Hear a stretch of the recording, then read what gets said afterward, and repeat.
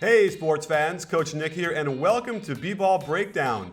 Let's jump right into the last 4.5 minutes of this incredible game that featured all sorts of everything. Good plays, bad plays, strange coaching, strange officiating, you name it. It all added up to one of the most exciting finishes of the year. This game got weird in a hurry when Russ ties the game on a perfectly good pull-up from 17 out of early offense. OKC was so happy after blowing a 12-point lead that they wanted to celebrate, but the Pelicans obviously wanted to dribble the half court before calling timeout. Perkins and Morrow just walk out there. Look how the ball wasn't even at half court. No one else is walking out there, and the referee had no choice but to call what will eventually be a crucial technical foul. After trading misses, the Pelicans run simple high screen and roll. It's hard with Asik in there because his man could get in the way, especially when he cuts to the side Tyreek is going. Russ and Adams don't communicate at all. Perhaps Adams wanted Russ to switch, so it gives Anthony Davis a great look from 18. The Thunder come down and try to run a play. Robertson got caught in the wrong spot and has to waste time running all the way to the right wing before cutting right back to screen for the ball screener. Russ just gets impatient and goes for it before his screen gets there, and he hits the balanced, under control 12-footer off the hop. After good defense and the Pelicans miss, the Thunder come down with lots of time, only down one. You can see KD wants to shoot this before he even catches it, and a quick release top of the key three with no one in position to rebound is just not a good shot here. Ibaka had 5 fouls at this point, and believe me when I say most of them were downright iffy at best. It looked clear the Pelicans wanted to get Ibaka's 6th foul as they run a fake handoff with his man, and this time Ibaka earns that foul and a seat on the bench. Down 3, Robertson cuts by but doesn't screen. Adams walks by Durant but doesn't screen. Russ doesn't really wait for the KD ball screen and jumps off 1 foot from the dotted line with a defender in his face. KD can't tip it in, and this is another one of Russ's bad misses at the rim. The Pelicans run horns with Eric Gordon on the elbow with AD. Russ had plenty of room to continue running around that screen, yet does the playground reach around, a terrible habit of his. Adams is worried about Davis rolling to the hoop, rightfully so, and the Thunder give up a layup.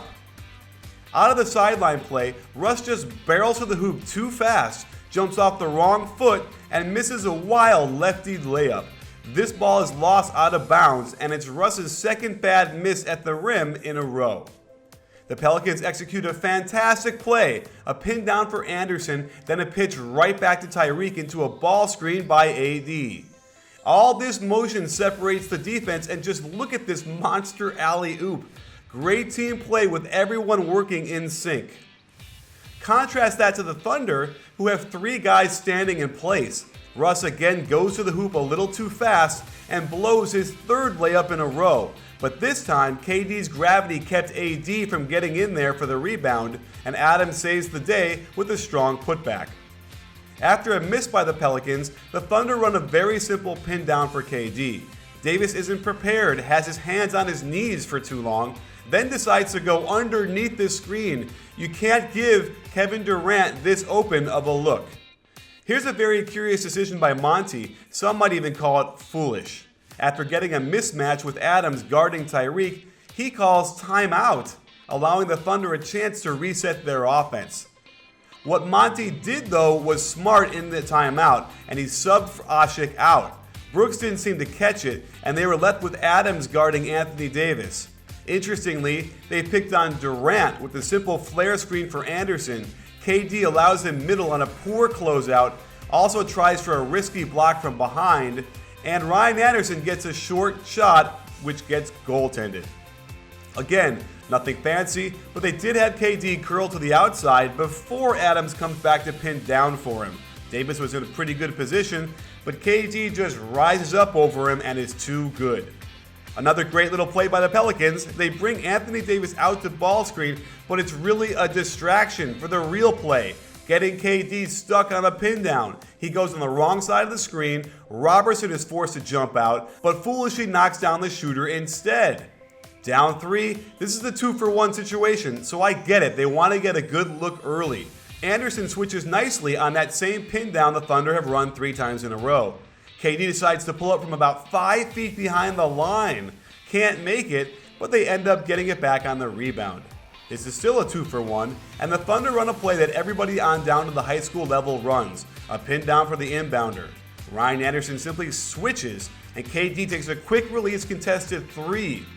Russ flies in for a huge offensive rebound, and the ball gets to Robertson, who gets a nice drive, something OKC should have done from the get-go. There was no need to start jacking up threes with that much time on the clock in the first place. Attack the hoop, get a stop, then win it with a 2 in the end.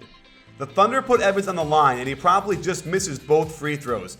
This is what we call sphincteritis. Here's where the Thunder would benefit greatly from KD's ability to post up, but instead, they run that pin down again for KD, and he ends up with a 1-dribble step back from 23 feet. Well, here's where it gets interesting.